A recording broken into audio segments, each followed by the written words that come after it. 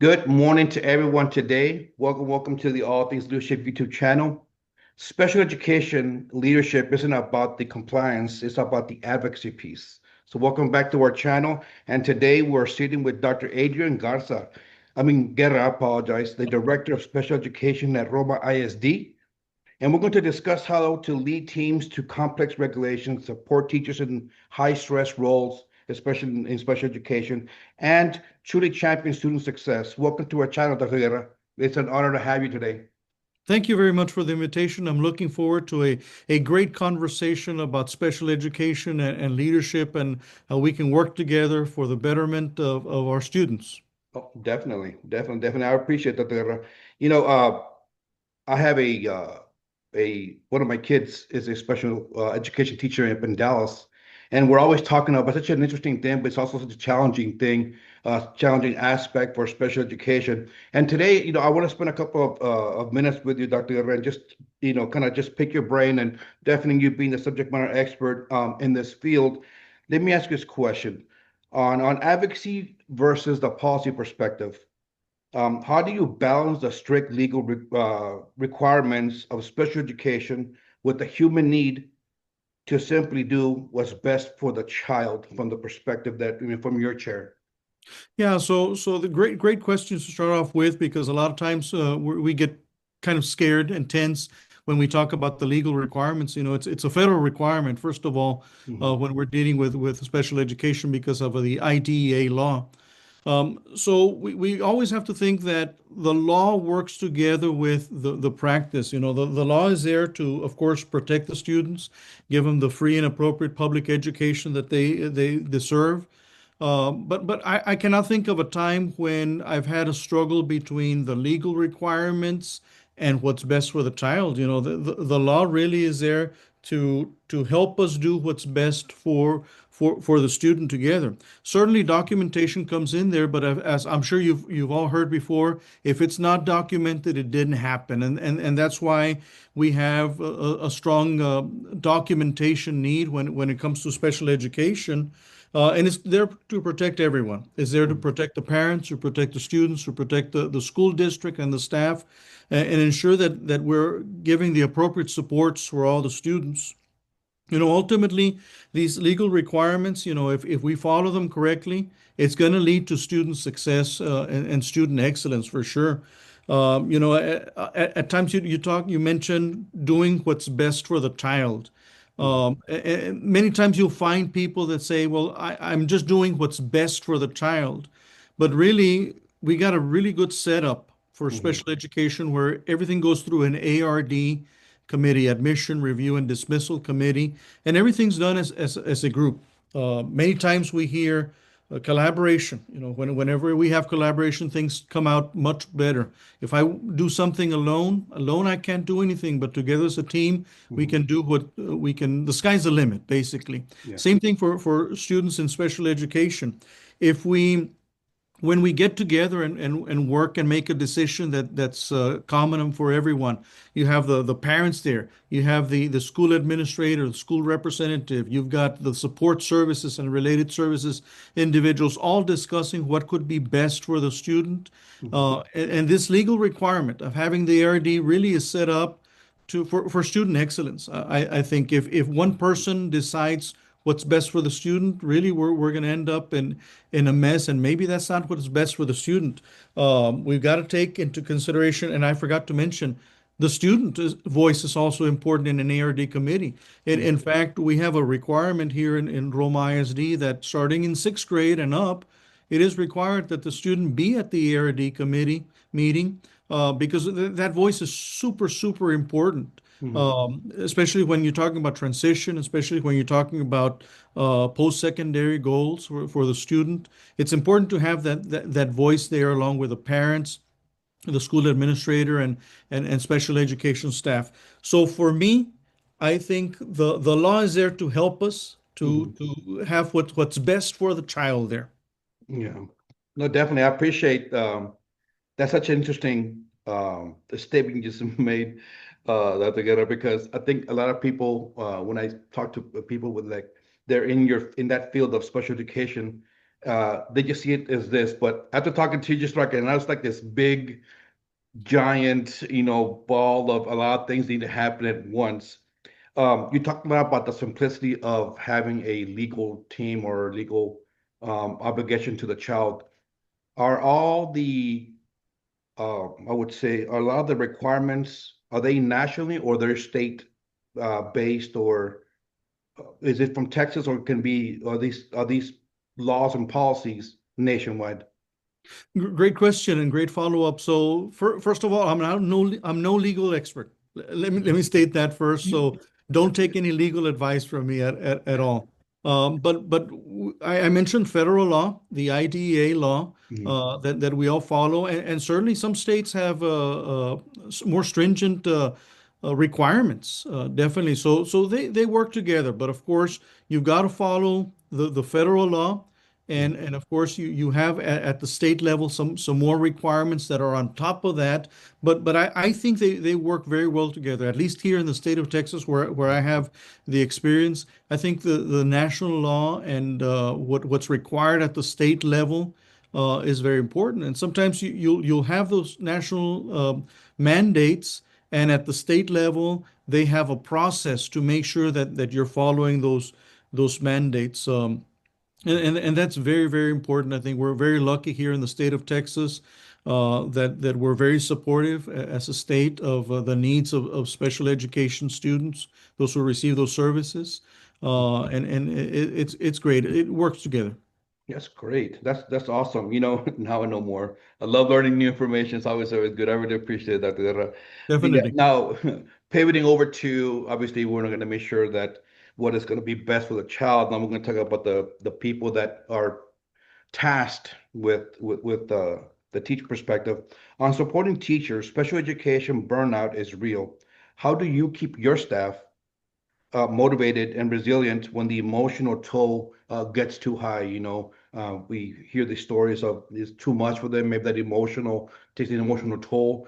What do you do from your seat, and try to keep them motivated, kind of engaged in a very high stress, high emotional situation? Definitely. First of all, let me say that we have to agree that burnout is real in just education in general. When it comes to special education, of course, we've got we just talked about legal requirements that have to be met. There's a ton of paperwork that has to be done. There's ARD meetings, there's goals and objectives that have to be followed up on, and so forth. And then, of course, you mentioned the emotional part of dealing with students who need special education services. It is really tough. We understand that very much. So at least here in Rome, I can speak on for us. We want to be sure that we're always there. We're always available. We have a fantastic support team at the campuses, or principals or assistant principals, counselors, and support staff are fantastic at the campus level, and they provide great support. And of course, here at the special education department, the district one, we have a lot of support services. But one thing we found is just being there. A lot of times, just going there, we have frequent visits to the classrooms that happen very often, probably once or twice a 6 weeks. I might not be there physically in the classroom, but part of my leadership team goes and visits with the teachers, Mhm. discusses what's going on, looks around, and just being there, lending an ear to see, what do you need as a special education teacher? What do your students need? What do you need so that they can be successful? So I think that's really important, being there. We Mhm. want to be sure that nobody feels isolated, that nobody feels that they're operating on a silo, they're operating on their own, that we are a team and we're there to provide the support that's needed. If a teacher comes up with, hey, I don't understand how to get this done for our students, I need a little bit more support, we Yeah. will go out as a team and either look for professional development opportunities or bring somebody in as consultant, or somebody from our related services department will go in and provide support for that teacher and for that student, because we didn't talk a little bit in the previous question about all these plans are individualized for the student. And we always have to remember that there's no one cookie cutter plan for Yeah. how you're going to deal with special education students and their services. Everything's individualized. So it makes it a little bit more difficult if you've got 10 students in your classroom that are receiving special education services. Each one of them has their own plan. And that can become tough if you don't have the right supports. But Mhm. we've been lucky that we have a great support staff. In addition to the classroom visits that we do, we also have special education updates. We have several throughout the school year where the teachers come in either after the workday is done or on a Saturday, and we give them updates on what's happening in special education. We give them updates on how to manage the documentation that needs to happen. Sometimes there's a lot of changes Mhm. based on state requirements, based on federal requirements. Sometimes we're always looking for ways to improve. So we come up with, this might be a better way of handling this situation.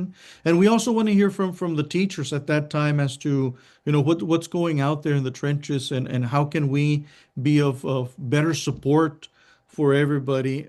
But I think it's really important that we are there. We're not just an email that comes in and says, you need to get this done by next Friday, Yeah. but we lend an ear to them to hear them out. Sometimes I keep saying, let us be the shoulder that you cry on. Yeah. Because we all need that support system. Again, we go back to the first question I mentioned. Alone, we can't do anything. We've Yeah. got to do this as a team. It's about collaboration. We have one thing I do want to mention that we have really good here in Roma, we always go back to, we have three commitments here in the Department of Special Education. We have a commitment to learning, a commitment to collaboration, and ultimately getting results in the end. But those two are very important, the learning and the collaboration, in order to get the results for the students. And then we always go back to our vision statement for the department. And Mhm. our vision statement for Roma ISD Special Education Services Department is that our core purpose is to empower each student to lead a meaningful and purposeful life. Every single time that I meet with my staff, I start off with our three commitments and I mention the vision because that's really, really important that we focus on our why. Why are we doing what we're doing? And Mhm. it's really to empower the students to lead a meaningful and purposeful life. Yeah, that's awesome. That is that is awesome. Dr. Guerra, you know those the commitments and the mission statements. That just speaks a. I appreciate the level your mindset on their growth development for the staff as they're doing all their taskings. But that's fantastic. It's a great that's a great purpose that you have, and it speaks a lot about the mindset that the staff and the teachers and your leadership team provide for the team. Especially since you mentioned earlier, nobody's siloed. Each individual student has an individual plan, so they have to talk to them in a certain different way. So it's important. I appreciate that, and I really like the learning collaboration and the results. I like that. I like the whole how it all comes together. That's awesome. On the future of inclusion, Dr. Guerra, what are the biggest misconceptions about special education um, at the school where, well, let me rephrase this question. What is the biggest misconception about special education that school leaders need to unlearn today? Yeah, yeah. So I'm not sure if this is the biggest misconception, but a misconception out there is that sometimes we set low expectations just because we want the students to feel good about themselves and so Mhm. forth. But for me, I always tell administrators and I always tell teachers and even parents and students themselves, we've got to maintain high expectations for everyone. Many times out there, I've heard from school leaders, all means all.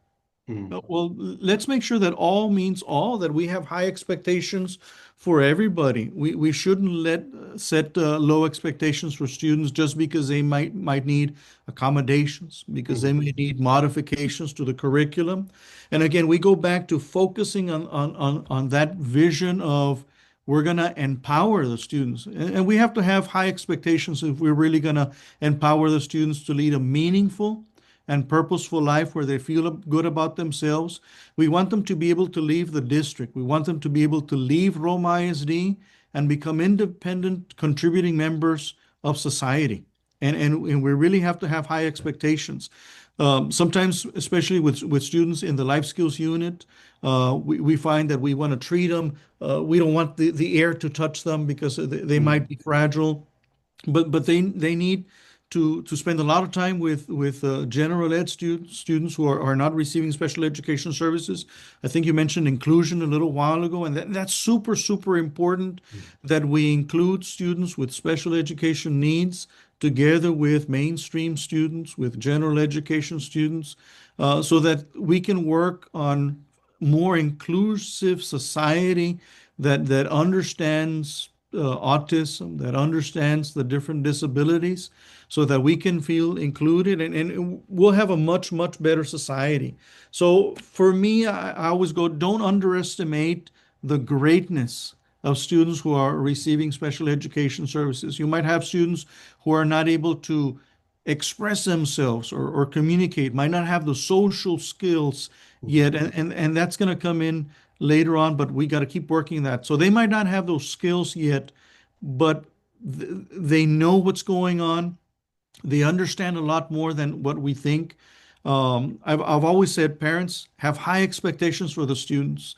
And that's one thing that I found here in Roma ISD, that we have high expectations for all the students, and high expectations as parents also, special needs students. And for administrators, you know, for going back to special ed teachers, um, there's curriculum that exists for special education teachers. Sometimes we're just thinking about the tested areas or the core curriculum. Mhm. But there is curriculum that we follow in special education. It's important that we all work together for the betterment of the students. You have to really truly believe that all means all, and that all students can learn and will be successful. Definitely. I admire it and I love it. And I wrote this down when you were speaking. That together, everyone succeeds. It's not a one person, I'm going to do by myself. It takes the whole village, like my friend was talking about earlier. But that speaks volumes about the direction, the perspective, the intention that your team has for the special needs, the students and the teacher. You have a lot of uh, benchmarks in place to definitely allow your support teams to help the teachers, the students, and have that one goal is for the students to be successful, to be contributors in society. Like you mentioned earlier, uh, put them together with general students, and they can learn from that. And sometimes if they're afraid, maybe they can feel a bit more confident. Hey, I can do this. Just steps by steps, step by step. So I appreciate saying that. Dr. The key is, Maldonado, if I can just jump in, and, yes, and sir. I think I have a wonderful story about inclusion that happened to us last school year. We had enough funding to send a group of students from the middle school level to a state park. And we decided to change this up a bit. This was for the students in the life skills unit. And usually they have trips that they go out there and do community-based instruction. But we decided to do something different last year. And for every special needs student that we took a non-special education student along with them, kind of like a buddy system. Yeah, And the entire goal was really inclusion for the students with special needs, for them to learn a little bit from the general ed students, and for the general ed students to learn a little bit about what it is to be out there with them. And yeah, and we had some wonderful success stories of friendships yeah. building through there. Even one of the students was invited he made very good friends with general ed students, was invited to the prom, I'm sorry, to the MORP at Wow. the middle school level, a social event. Hmm. and had a great time there. So we had a great success in having inclusive opportunities for our students. And I if I want to make one thing clear for everybody is the more inclusion, the better. Oh yeah, definitely. That's great. The friendships that were built probably in that moment when on that trip, it's gonna probably serve them for probably for the rest of their lives. They're always gonna remember. And I like it because it's a learning moment for both, and it's really good. I really appreciate you that Dr. Guerra. Let me ask you a question that I wrote it down, impromptu here. What are one of the biggest challenges that you foresee special education moving forward past 2026 that you see is going to maybe affect the districts, maybe affect all the state of Texas, maybe affect the nation when it comes down to special education? What are one of the things that you feel is going to be a challenge moving forward? A challenge is I think we're seeing an uptick across the state, across the nation on students being that need the services definitely. So some of the challenges are recruiting personnel. I think is one of the top ones that we're having trouble with. Going back to your first or second question about burnout, and that being so real that one of the problems is personnel, finding the teachers who are SPED certified, finding the support personnel also. There's a need across the state for school psychologists. There's a need for dyslexia teachers out there and that have the right certifications and trainings. Need for speech pathologists, a need for occupational therapists and counselors. So I think that's one. And the other one is certainly the mental health issues that have come up just with everybody, but Mhm. especially in special education. So I think those are two. The finding the correct appropriate personnel, diagnosticians, that's another one, along with school psychologists. Mhm. And the other one is, you know, that mental health issues, finding the appropriate supports for students. Many times we find that students with special needs might not be able to communicate their feelings as well as others. So Yeah. there's that mental health aspect to it that's super important and just being there for them. Yeah, that mental stress, that they're getting like, what do I need to do? No, I appreciate. I got this question actually yesterday because I was talking to a group of directors, and I'm like, you should ask this question. I'm like, well, hold on, well, I'll be more than happy to ask Dr. this question. And so, what is one leadership principle that you live by for anybody that's in your position as a director Mhm. of special education or a similar role, what is one leadership principle that you would share if you had a room full of directors that did what you did, and based on your experience and your knowledge and your subject matter expertise, what's one leadership principle you would give to everyone? Thank you. So for me, the most important thing is servant leadership. Be a servant there. We're not here just to give out mandates. We're not here for ourselves. We're not here to lift us completely. We're here for others, and do everything with love, love for your neighbor, love for each other. But I think above all, see yourself as a servant. I always tell my staff, in fact, this month, in next week, we have our department meetings, and one of the topics in there is what is servant leadership, and how do we view our role within the school district, within the bigger community. We're there to serve. We're there to help. We're there to be supportive. We're not here to be the ones to tell everybody how to do things. We're here to learn, of course, Mhm. definitely. But I think for me, the biggest thing out there is be out there, serve everybody else, be a lending hand. And I learned this many years ago, haz todo con amor. do everything with love Mhm.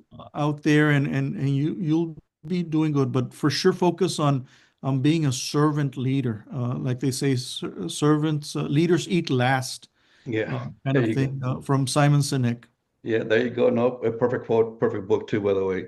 Yes. Yeah, I appreciate that, Dr. Guerra. That speaks volumes in the servant leadership perspective on serving others with love, compassion, and sometimes when we do that, everything else seems to follow and be put in place. So I really appreciate that.